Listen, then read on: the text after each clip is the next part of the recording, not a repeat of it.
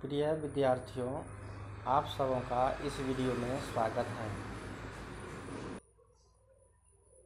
आज हम लोग वर्ग 10th के फिजिक्स का जो दूसरा चैप्टर है उसका बचा हुआ भाग पढ़ेंगे। तो आइए शुरू करते हैं। क्वेश्चन है, प्रिज्म क्या है? तो इसके बारे में आइए जानते हैं। प्रिज्म कांच का बना पारदर्शी माध्यम जिसके कोई भी दो सम्मुख फलक आपस में समांतर नहीं होते हैं, प्रिज्म कहलाते हैं। आप जो यहाँ देख रहे हैं वह प्रिज्म का ही चित्र बना हुआ है।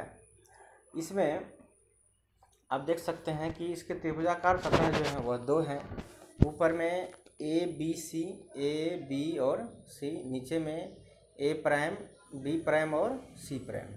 ये इसके त्रिभुजाकार सतह हैं। और नीचे जो है आयताकार सतह वह इसके ए प्राइम सी प्राइम और सी, एक ये आयताकार हो गया। फिर इसके बाद दूसरा आयताकार ये है और एक उसके बैक वाला जो पार्ट है वह है इसका आयताकार सतह। तो आयताकार सतह इसका हो गया 3 और त्रिभुजाकार सतह हो गया 2। अर्थात इसमें मुख्य रूप से 2 त्रिभुजाकार सतह होते हैं और 3 आयताकार सतह होते हैं। तो अब हम इसके कोण के बारे में पढ़ेंगे। प्रिज्म का कोण, प्रिज्म के किन्हीं 2 अपवर्तक सतहों के बीच के कोण को प्रिज्म का कोण कहते हैं। इसे प्रायः ए से सूचित किया जाता है या सूचित करते हैं। यहाँ आप देख सकते हैं इस चित्र में प्रिज्म का कोण जो परिभाषा कर रहा है उसके अनुसार से किन्हीं 2 अपवर्तक सतहों के बीच के कोण को प्रिज्म का कोण कहते हैं। अपवर्तक सतह मान लीजिए पहला हो गया ए बी प्राइम और ए प्राइम, तो ये होगा अपवर्तक सतह। फिर दूसरा हो गया अपवर्तक सतह ए प्राइम सी प्राइम। ये तो किन्हीं दोनों के बीच का जो हो जाएगा कोण हो जाएगा वही क्या कहलाएगा? प्रिज्म का कोण कहलाएगा। ये दोनों भुजा जो है इसके बीच का कोण जो है वही इसका प्रिज्म का कोण कहलाएगा। चलिए अब आगे चलते हैं। क्वेश्चन है, वर्ण विक्षेपण क्या है? तो आइए इसके बारे में जानते हैं। वर्ण विक्षेपण, श्वेत प्रकाश या सूर्य का प्रकाश जब एक प्रिज्म से गुजरता है तो वह अपने विभिन्न अवयवी रंगों में विभक्त हो जाता है। प्रकाश की इस घटना को वर्ण विक्षेपण कहते हैं। या इसका जो चित्र है यहाँ पे है, आप देख रहे हैं कि यहाँ जो चित्र बनाए हुए हैं वह एक प्रिज्म का चित्र है। एक भाग का ही इसका लिया गया है। इससे जब श्वेत प्रकाश, यहाँ जो है श्वेत प्रकाश जब इससे प्रवेश करती है तो ये अपवर्तन होने के बाद ये 7 विभिन्न रंगों में विभक्त हो जाती है, जिसमें पहला जो ऊपर में रंग है वह है लाल और नीचे में जो है वह बैगनी है। इसका हम ट्रिक लिखे हुए हैं, बैन जानी पिनाला। कहने का मतलब बै से बैगनी, जा से जामुनी, नी से नीला, ह से हरा, पी से पीला, ना से नारंगी और ला से लाल। अर्थात जब श्वेत प्रकाश किसी प्रिज्म से होकर गुजरती है तो वह विभिन्न अवयवी रंगों में विभक्त हो जाती है और इस घटना को प्रकाश का वर्ण विक्षेपण कहते हैं। इसके बाद है वर्णपट। आप यहाँ देख रहे हैं कि ये जो हम लगा दिए हैं इस टाइप से बिंदु बिंदु करके, यहाँ पे ये वर्णपट ऊपर में लिखे हुए भी हैं। वर्णपट, जब प्रकाश की किरण, श्वेत प्रकाश की किरण किसी प्रिज्म से गुजरती है तो एक पट्टा के सामने या पर्दा के सामने इसको हम रख दें प्रिज्म को, तब जो यहाँ से प्रकाश जो अपवर्तन होकर के इधर मुड़ करके जब उस पर पड़ेगी 7 रंगों की एक विभिन्न पट्टी दिखाई देगी। तो उस पट्टी को हम, जो पर्दा होगा उस पर्दा को जो है हम वर्णपट कहते हैं, स्पेक्ट्रम कहते हैं। प्रकाश के वर्ण विक्षेपण के फलस्वरूप पर्दा पर 7 रंग के एक रंगीन पट्टी प्राप्त होती है जिसे वर्णपट कहते हैं। वर्णपट 2 प्रकार के होते हैं, शुद्ध वर्णपट और अशुद्ध वर्णपट। शुद्ध वर्णपट वह वर्णपट जिस पर प्राप्त सभी रंग स्पष्ट रूप से दिखाई पड़ते हैं उसे शुद्ध वर्णपट कहते हैं। आप यहाँ देख रहे हैं ऊपर में चित्र में, यहाँ जो प्रकाश है वह स्पष्ट प्रकाश जो अपवर्तन हुआ है स्पष्ट रूप से लाल, नीला, पीला सब अलग अलग ढंग से दिखाई देने वाला चित्र बनाया हुआ है। इस प्रकार से अगर कहीं भी वर्ण विक्षेपण की घटना होती है और इस प्रकार से वर्णपट बनता है तो उसका नाम हो जाएगा शुद्ध वर्णपट।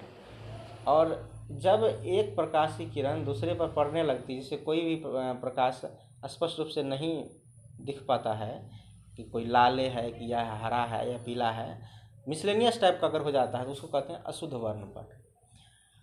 अशुद्ध वर्णपट वह वर्णपट जिस पर एक रंग दूसरे रंग पर आच्छादित हो जाता है उसे अशुद्ध वर्णपट कहते हैं। और यहाँ पर वही बात परिभाषा में भी लिखे हुए हैं। अब अगला क्वेश्चन है, वर्णपट की उत्पत्ति के क्या कारण है? तो इसका आंसर है, विभिन्न रंगों के प्रकाश का तरंगदैर्घ्य अलग अलग होता है। जिस प्रकाश का तरंगदैर्घ्य अधिक होता है उसका विचलन कम होता है, एवं जिस प्रकाश का विचलन अधिक होता है उसका तरंगदैर्घ्य कम होता है। अतः प्रकाश के विचलन ही अलग अलग होना ही प्रकाश के विचलन का अलग अलग होना ही वर्णपट की उत्पत्ति का कारण है।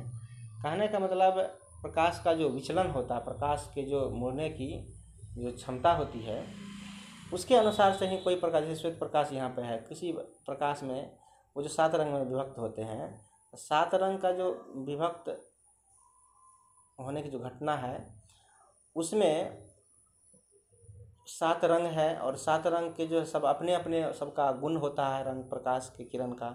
जिस प्रकाश के किरण का विचलन अधिक होगा, मतलब कहने का मतलब मुड़ने की क्षमता अधिक होगा, वह अधिक नीचे मुड़ जाएगा। तो और जिसमें कम होगा उसके थोड़ा सा इधर और ऊपर आएगा, जिसमें और उससे भी कम होगा वह थोड़ा सा जो है और ऊपर रहेगा। जैसे यहाँ से गया तो फिर एगो यहाँ रहेगा, तो फिर दूसरा यहाँ रहेगा, फिर तीसरा यहाँ रहेगा। इस प्रकार से क्या होगा, प्रकाश की जो है विचलन के कारण क्या बन जाएगा, वर्णपट बन जाएगा। तो प्रकाश के अपवर्तन के कारण जो वर्णपट बनता है, उस वर्णपट बनने का या उत्पत्ति का मेन कारण क्या है, प्रकाश के विचलन का होना। और दूसरी भाषा में इसको हम ये भी कह सकते हैं, उसका तरंगदैर्घ्य का अधिक होना कम होना।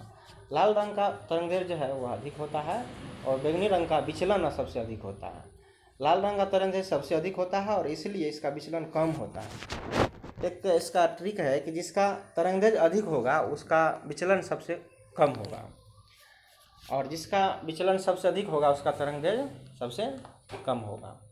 यहाँ पे नोट में वही चीज़ को लिखे हुए हैं। लाल रंग का तरंगदैर्घ्य सबसे अधिक होता है, इसलिए इसका विचलन कम होता है। फिर अगला लिखे हैं, बैंगनी रंग का विचलन सबसे अधिक होता है, इसलिए इसका तरंगदैर्घ्य कम होता है। फिर अगला क्वेश्चन है, वर्णांध कलर ब्लाइंड क्या है? तो इसका आंसर है, कुछ मनुष्य ऐसे होते हैं जिसके आँख की रेटिना में शंकु तंत्रिका तंतु नहीं होते हैं, फलस्वरूप कुछ रंगों को नहीं देख पाते हैं। ऐसे मनुष्य को वर्णांध कहते हैं।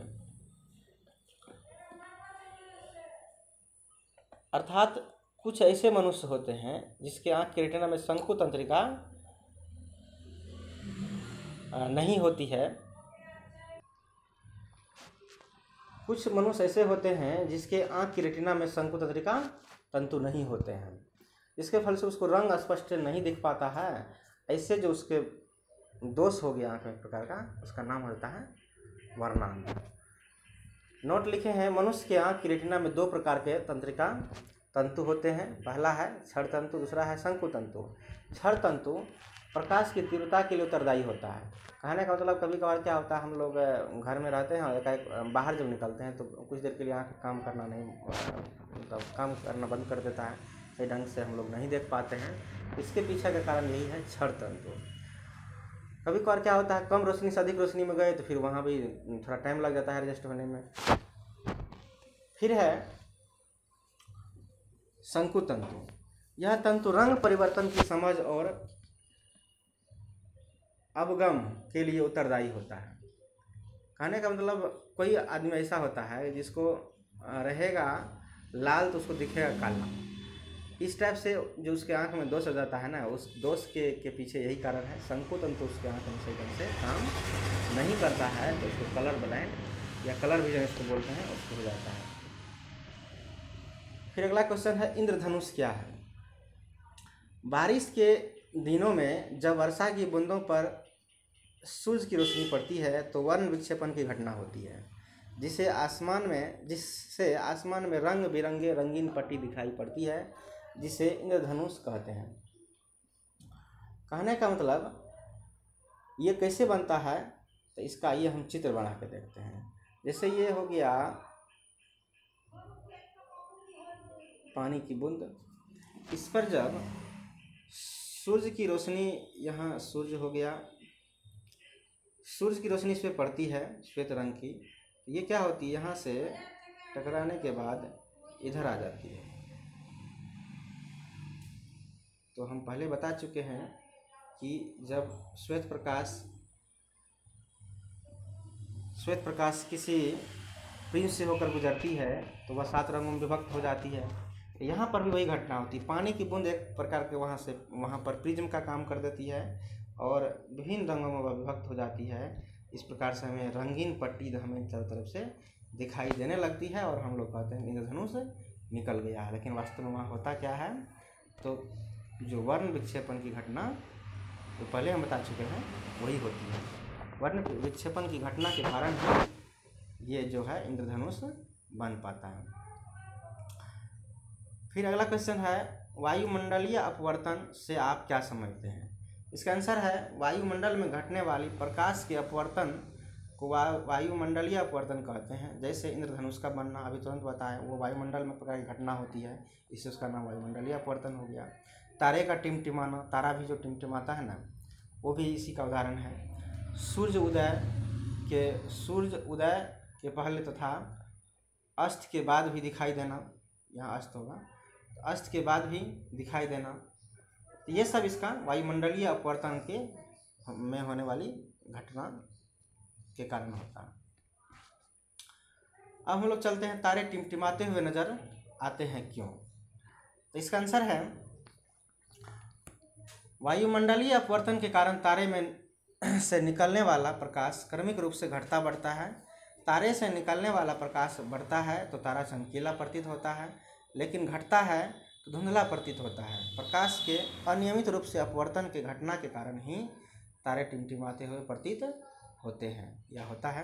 कहने का मतलब, वायुमंडल में जो विभिन्न प्रकार के कण हैं, छोटी छोटी पानी की बूंदें हैं या फिर धूल कण है, उससे क्या होता है, जैसे यहाँ पर मान लीजिए धूल कण है, प्रकाश की वजह से पड़ेगी तो फिर इस पर से क्या होगा, इस प्रकार से प्रकाश फैल जाएगी। इसके बारे में आगे हम बताएंगे, प्रकीर्णन है, तो प्रकीर्णन की घटना होती है।